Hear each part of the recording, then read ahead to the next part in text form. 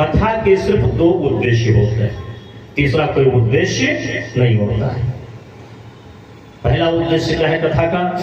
अज्ञानता के अंधकार को समाप्त करना, पहला उद्देश्य। और दूसरा उद्देश्य लोक कल्याण। बाबा गोस्वामी तुलसीदास जी ने लिखा है ना कि जेहि विधि मिटै मोर अज्ञाना, वंदे वेद मातरम। जेहि विधि मिटै मोर अज्ञाना, वंदे वेद मातरम। कहु रघुनाथ कथा विधि नाना, वंदे वेद मातरम।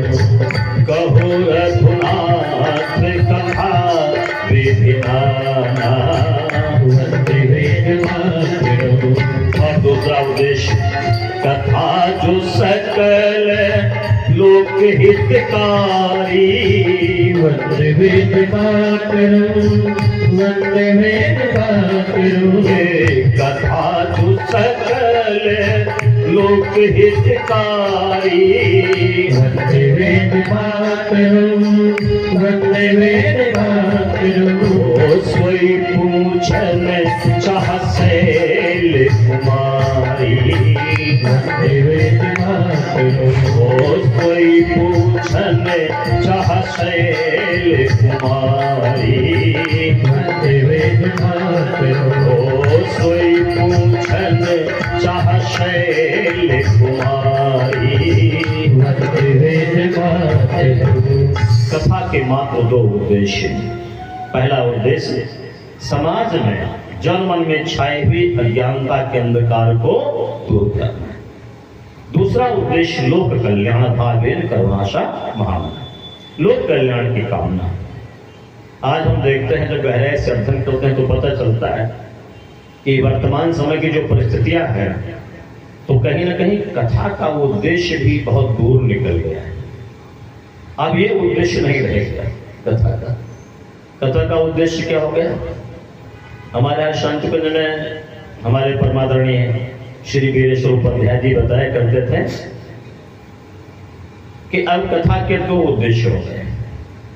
हमारा कथा कहना व्यवसाय हो गया और तुम्हारा कथा सुनना व्यसन हो गया।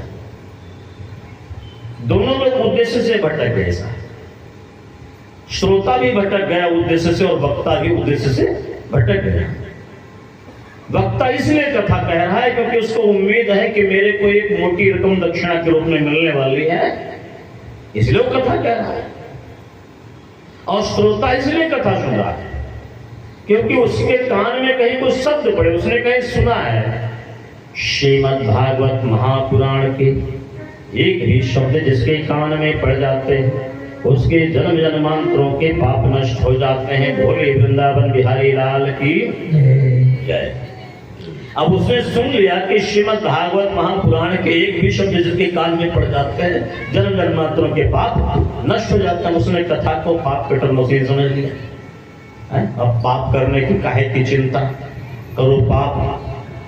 अब जब लोड ज्यादा बढ़ जाए, लेकर चलने की स्थिति न रह जाए तो ये कथा सुन लो, सारे पाप खत्म, सब तसर्रुफ है।